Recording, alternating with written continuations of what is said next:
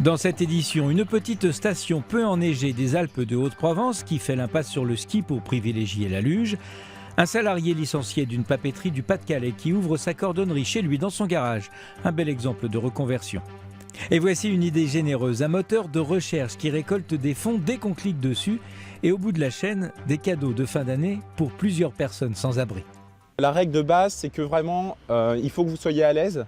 C'est-à-dire que quand vous allez voir la Dernière petite recommandation, avant de jouer au Père Noël, une quarantaine de bénévoles se sont donné rendez-vous pour apporter un cadeau à des sans-abri.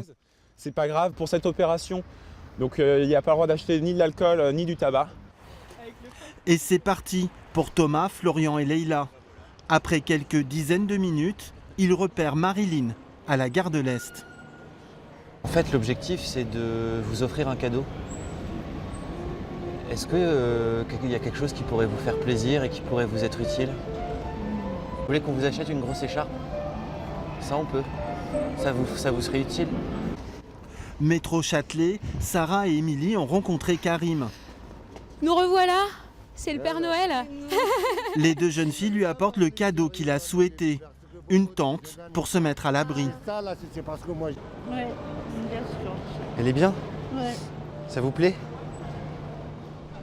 Sur le parvis, Christelle récupère elle aussi une écharpe, un présent qu'elle apprécie énormément. Ça me fait prendre de l'importance que ça montre que ouais, je suis quelqu'un, quoi. Qu'on montre que je suis importante.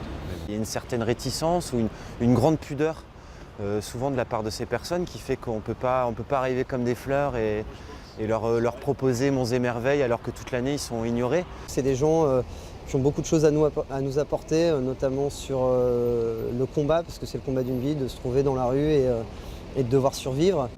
L'opération Joyeux Noël a coûté 6 000 €. C'est le moteur de recherche solidaire Lilo qui a permis son financement. Ce moteur de recherche génère de l'argent grâce aux recherches et aux liens commerciaux qui sont sur le moteur de recherche. Et cet argent est reversé à différents projets sociaux environnementaux. Cette année, 200 cadeaux ont été distribués dans 8 grandes métropoles françaises. Les internautes ont aussi posté plus de 14 000 messages à destination de ces oubliés des fêtes de fin d'année. À Ouizerne, dans le Pas-de-Calais, un nouveau cordonnier va ouvrir son commerce dans son garage qu'il aura transformé en boutique. C'est un ancien salarié de la papeterie Arjowiggins qui a fermé il y a 1 an et demi, l'histoire d'une reconversion. La vitrine, on va rentrer. Un ancien garage transformé en cordonnerie. Voilà. Donc j'espère qu'elle va sonner souvent. La cloche s'emballe déjà pour accueillir les futurs clients. Cet ancien salarié de l'usine Arjowiggins est prêt pour un nouveau départ au pied de sa maison. Donc ici, je vais avoir mes 4 panneaux de clés. J'ai 3,60 m de panneaux de clés avec mes 3 machines pour tailler les clés. Ici, je vais avoir le banc pour le travail de la chaussure. Et ici, j'aurai la machine à coudre. L'ouverture est proche, le 16 janvier, mais Philippe Perrault revient de loin. Face à lui, 28 ans de souvenirs, 28 ans de travail. En juin 2015, l'usine met la clé sous la porte avec 307 licenciements. J'aime pas revenir ici en fait. Surtout qu'il n'y a plus personne. Non, j'aime pas. Je souhaiterais que tout le monde retrouve un job, tous. Ce ne sera pas possible, je pense. Automatiquement, il y aura de la casse, il y aura des gens qui resteront sous le carreau. Lui se lance aussitôt dans un nouveau projet. Pendant 9 mois, Philippe Perrault est formé dans cette cordonnerie et découvre très vite sa machine préférée.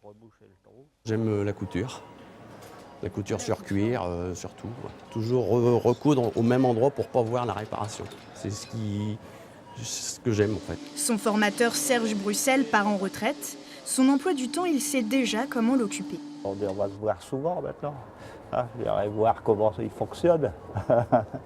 Comme ça, je pourrais lui mettre une petite tape de temps en temps. Un rappel à l'ordre pas forcément nécessaire pour Philippe Perrault qui vient enfin de trouver sa vocation.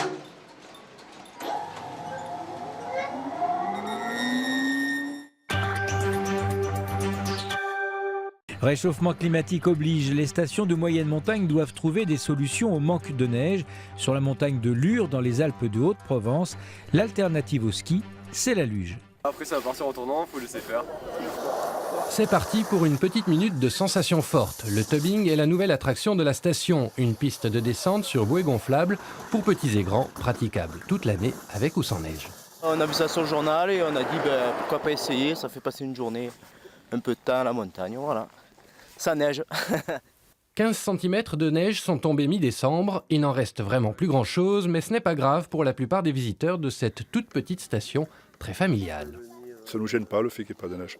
Bon, on est coutumier, hein, on vient ici toute l'année, donc voilà.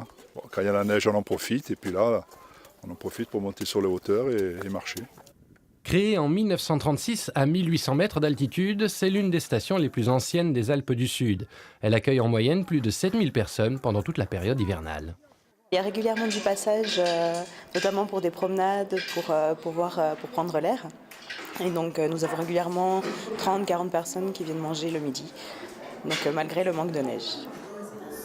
Depuis 2 ans, 1 million d'euros ont été investis dans le réaménagement de la station. Ici, pas de canon à neige. Pour attirer du monde, le but est de diversifier de plus en plus les activités proposées. Ne pas focaliser sur la période de neige. Lure est connue pour être une station, une petite station d'initiation au ski, mais elle peut être aussi une station d'initiation au VTT, au vélo, à la randonnée pédestre. Elle peut servir vraiment sur les 4 saisons. Avec le réchauffement climatique, la saison de ski a tendance à commencer de plus en plus tard. La montagne de Lure n'échappe pas à ce constat. La station s'y prépare depuis longtemps déjà.